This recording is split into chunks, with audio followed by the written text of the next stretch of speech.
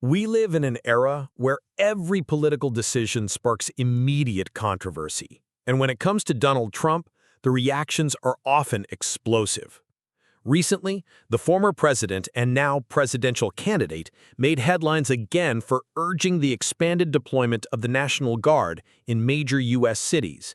He says it's about restoring law and order. His critics, especially from the Democratic Party, call it a dangerous abuse of power. So who's right? Is this a bold move to protect American lives, or is it a thinly veiled attempt to flex political muscle in an election year? Let's dive in and unpack this issue, not just from one side, but from multiple angles, giving you the full picture behind the headlines. What's actually happening?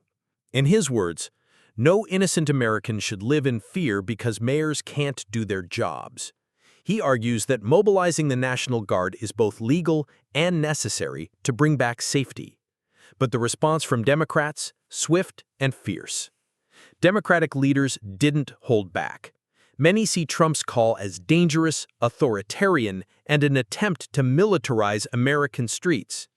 Their concerns include eroding public trust in civilian institutions, escalating tensions between communities and the government, especially in historically over-policed neighborhoods, and most importantly, setting a dangerous precedent where future leaders might use military force to suppress dissent or win votes. As one Democratic senator put it, we don't need tanks in the streets, we need jobs, education, and health care. Now, let's be fair. Both sides have legitimate arguments. Trump has a point. In many cities, particularly large urban areas, crime is indeed on the rise. Gun violence, theft, and social unrest are not imaginary problems. And in certain crisis situations, deploying the National Guard is within the president's legal authority and can bring short-term stability. But the Democrats aren't wrong either.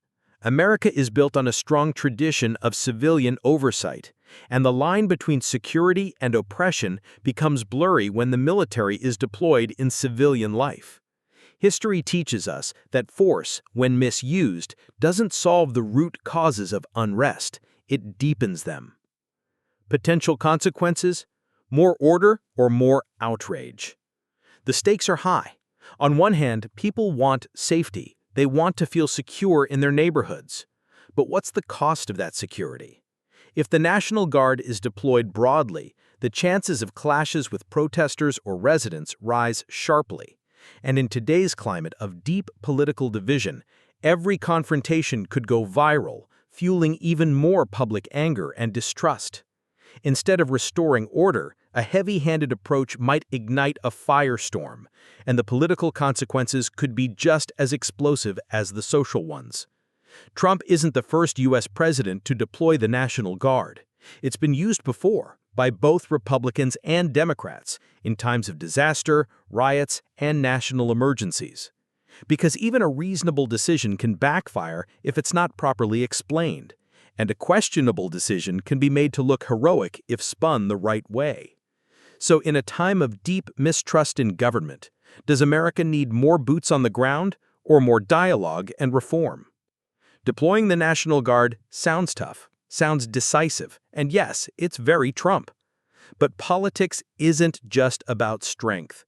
It's about judgment. It's about knowing when to act and when to listen.